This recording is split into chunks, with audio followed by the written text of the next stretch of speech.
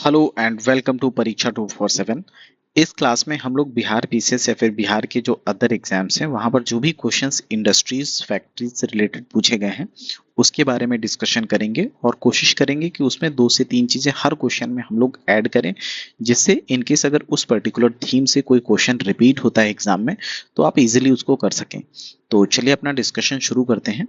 Question number 1 है कि Bihar state before separation had how many industrial area development authorities. ठीक है, तो बिहार और झारखंड का जब सेपरेशन हुआ उस समय बिहार में जो total industrial area development authorities थी वो नंबर में 6 थी। 6 इंडस्ट्रियल एरिया डेवलपमेंट अथॉरिटीज थी बिहार में। ठीक है, बट एक हिसाब से देखा जाए तो आज के समय में ये इंफॉर्मेशन हमारे लिए रेलेवेंट नहीं है। आपके लिए ये इंफॉर्मेशन रेलेवेंट है कि आज की डेट में टोटल बिहार में कितने इंडस्ट्रियल डेवलपमेंट क्लस्टर्स हैं, है ना। तो टोटल बिहार को आज के समय में 9 इंडस्ट्रियल क्लस्टर्स में डिवाइड किया गया है।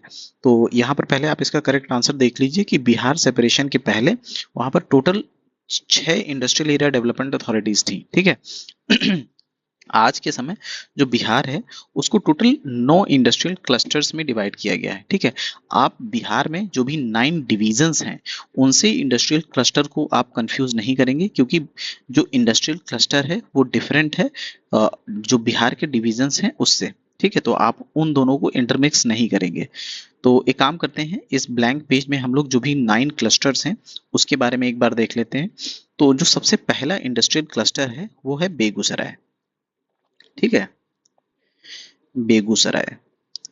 बेगूसराय में कौन कौन से डिस्ट्रिक्ट आते हैं? पहला एक बेगूसराय खुद आता है, उसके बाद खगड़िया डिस्ट्रिक्ट आता है। ठीक है, लखीसराय आता है, उसके बाद फिर मुंगेर आता है। ये 4 डिस्ट्रिक्ट जो हैं वो बेगूसराय क्लस्टर में आते हैं। ठीक है, उसके बाद फिर दूसरा जो क्लस्टर है वो है भागलपुर। भागलपुर, ठीक है, पूर्णिया और सहरसा। ठीक है, सहरसा क्लस्टर। ये जो पर्टिकुलर क्लस्टर है, ठीक है, इसमें कौन कौन से डिस्ट्रिक्ट आते हैं वो एक बार आप देख लीजिए। अररिया आता है। ठीक है, अररिया के अलावा इसमें बांका आता है, भागलपुर आता है, कटिहार आता है, किशनगंज आता है, मधेपुरा आता है, पूर्णिया,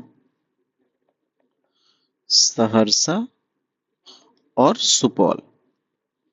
ठीक है, तो बिहार का जो नॉर्थ ईस्ट वाला रीजन है ये पर्टिकुलर रीजन जो है भागलपुर, पूर्णिया, सहरसा क्लस्टर में आता है। ठीक है, उसके बाद फिर नेक्स्ट है दरभंगा क्लस्टर। ठीक है, तो तीसरा है दरभंगा क्लस्टर।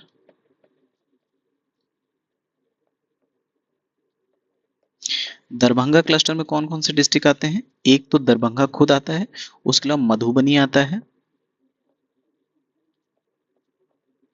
मधुबनी के अलावा समस्तीपुर आता है। ठीक है, तो ये पर्टिकुलर डिस्ट्रिक्ट जो है वो दरभंगा क्लस्टर में आते हैं। उसके बाद फिर नेक्स्ट है आपका गया क्लस्टर। ठीक है, दरभंगा क्लस्टर की अगर आप बात करें तो बिहार का जो सेंट्रल वाला पार्ट है यहाँ पर दरभंगा क्लस्टर है। ठीक है, और उसके बाद फिर आप ये गया क्लस्टर की बात करें तो गया क्लस्टर में आप देखेंगे कि औरंगाबाद, ठीक है, औरंगाबाद के अलावा गया, गया के अलावा जहानाबाद, उसके बाद फिर नवादा और रोहतास। ठीक है, ये पर्टिकुलर डिस्ट्रिक्ट जो है वो गया क्लस्टर में आते हैं। इसी के अलावा जो पांचवा जो है वो है हाजीपुर क्लस्टर। ठीक है, हाजीपुर क्लस्टर। हाजीपुर क्लस्टर जो क्लस्टर है, ठीक है, उसमें टोटल जो है वो 4 डिस्ट्रिक्ट आते हैं। एक तो गोपालगंज, सिवान, वैशाली और सारण। ये डिस्ट्रिक्ट आते हैं आपके हाजीपुर। हाजीपुर आपके बिहार में ये पर्टिकुलर जो रीजन है यहाँ पर पड़ता है। ठीक है, उसके बाद फिर 6 जो क्लस्टर आता है वो है मुजफ्फरपुर क्लस्टर। ठीक है, तो मुजफ्फरपुर क्लस्टर, इसके अलावा 3 और क्लस्टर आपको पता होना चाहिए। 7वां है मोतिहारी। ठीक है। तो मोतिहारी क्लस्टर आपका बिहार में ये पर्टिकुलर रीजन में आता है, ठीक है। उसके बाद फिर 8th है आपका पटना क्लस्टर, ठीक है। और 9th है आपका बिहता क्लस्टर, ठीक है। तो ये टोटल 9 क्लस्टर्स हो गए, जिनको एक हिसाब से बिहार को टोटल 9 इंडस्ट्रियल क्लस्टर्स में डिवाइड किया गया है, ठीक है। तो बेगूसराय, भागलपुर, पूर्णिया, सहरसा, उसके बाद फिर दरभंगा क्लस्टर, गया क्लस्टर, हाजीपुर क्लस्टर, मुजफ्फरपुर, मोतिहारी, पटना और बिहता, ये टोटल 9 ऐसे क्लस्टर्स हैं जिसमें बिहार को एक हिसाब से डिवाइड किया गया है, ठीक है।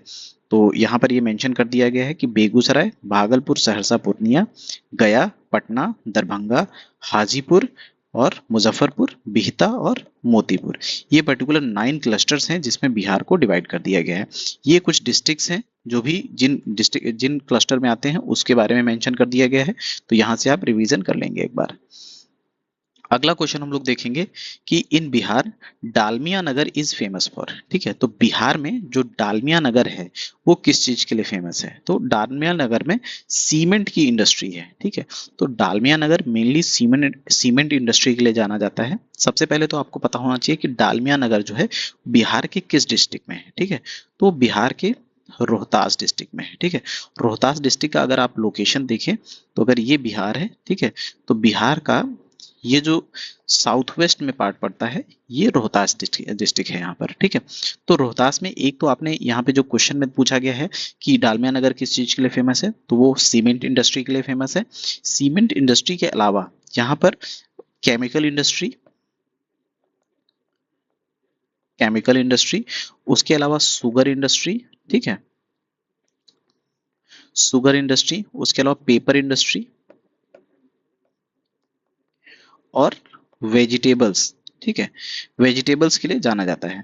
तो रोहतास किस किस के लिए फेमस है? सबसे पहले तो आपने जो क्वेश्चन में पूछा गया वो देखा कि सीमेंट के लिए फेमस है, जिसके लिए बिहार के रोहतास में पर्टिकुलरली जो डालमिया नगर प्लेस है वो फेमस है, ठीक है।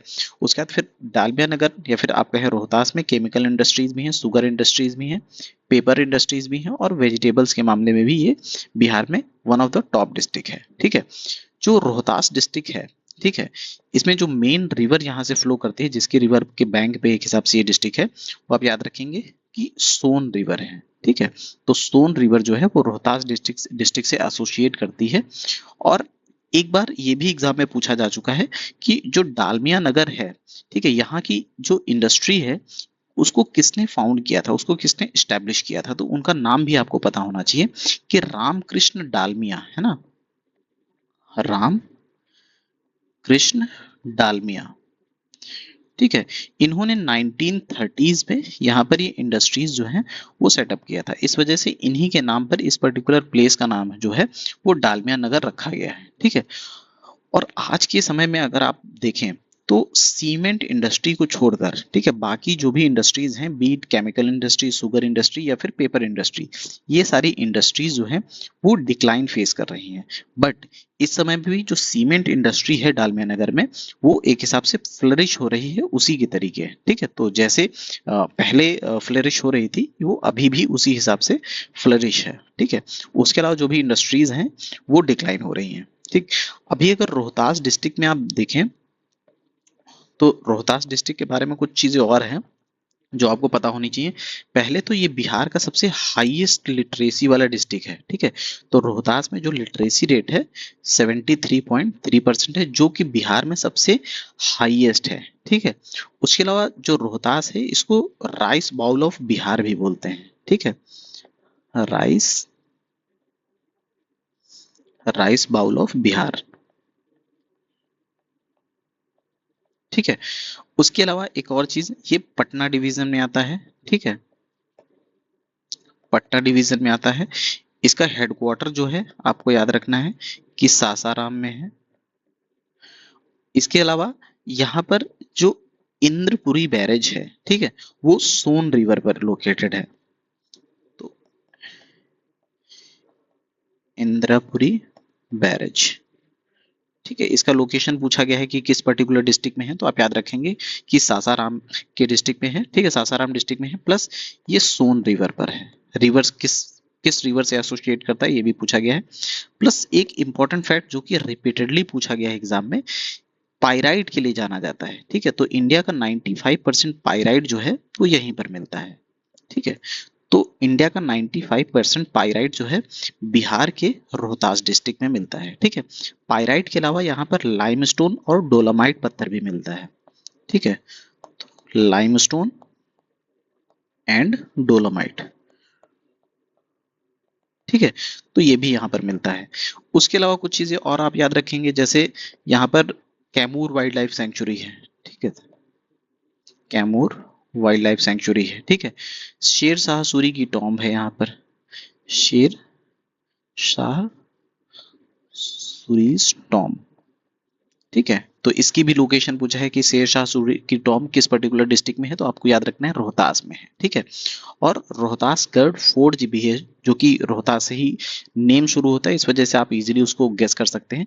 एक और इंपॉर्टेंट चीज जो एग्जाम में कई बार पूछी जा चुकी है ऑलरेडी, ठीक है, वो याद रखेंगे कि गुप्ता धाम अगर पूछा जाता है आपसे, गुप्ता धाम, ठीक है, तो ये भी रोहतास में है। ठीक, तो ये कुछ चीजें हैं जो आप याद रखेंगे, एग्जाम में यहाँ से क्वेश्चन जो है वो पूछा जा सकता है। तो चलिए नेक्स्ट क्वेश्चन अभी हम लोग देखेंगे। अगला क्वेश्चन है कि which of the following pairs of industry and place in is not correct matched. ठीक है, तो इसमें जो भी दिए गए ऑप्शंस हैं, इसमें कौन सा ऐसा एक हिसाब से इंडस्ट्री है और उसके प्लेस से जो मैच सही नहीं है। ठीक, तो यहाँ पर आप देखें कि बिहार में जो भी ऑयल रिफाइनरी है, ठीक है, तो ये बरौनी में है जो कि बेगूसराय डिस्ट्रिक्ट में है। ठीक है, बेगूसराय डिस्ट्रिक्ट में है, तो ये ऑप्शन आपका करेक्ट हो जाता है। ठीक, उसके बाद फिर अभी हम लोगों ने लास्ट क्वेश्चन में देखा कि सीमेंट जो है, ठीक है, वो रोहतास से रिलेटेड है। रोहतास में कहां से? डालमिया नगर। ठीक है, डालमिया नगर से रिलेटेड है और ये बंजरी वाला एक हिसाब से इसमें यूज होता है। ठीक है, तो ये ऑप्शन भी आपका करेक्ट है।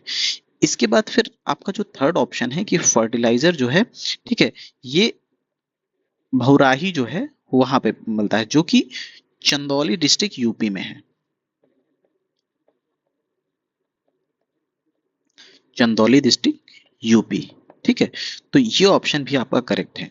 उसके बाद जो लास्ट ऑप्शन है यहाँ पर डी ऑप्शन दिया हुआ है, वैगन एंड इंजीनियरिंग, जो कि जिसका दिया हुआ है भागलपुर। ठीक है, तो ये भागलपुर में ना होकर ये एसोसिएटेड है बिहार के मुजफ्फरपुर डिस्ट्रिक्ट से। ठीक है, तो वैगन एंड इंजीनियरिंग जो है, तो वैगन एंड इंजीनियरिंग जो है ये भागलपुर से ना एसोसिएटेड होकर ये है एसोसिएटेड मुजफ्फरपुर से। ठीक है, मुजफ्फरपुर से ये एसोसिएटेड है। प्लस इसमें हुआ क्या था कि 2000 जो 19-20 वाला टाइम पीरियड था, यहाँ पर बहुत ज़्यादा ये फाइनेंशियल लॉसेस से होकर गुजर रहा था, जिसकी वजह से क्या होता है कि मोदी गवर्नमेंट जो है इसको एक हिसाब से बंद कर देती है, शट डाउन कर देती है। ठीक है, तो उस वजह से उस पर्टिकुलर टाइम में ये न्यूज़ में था, इस वजह से आपसे पूछा गया है।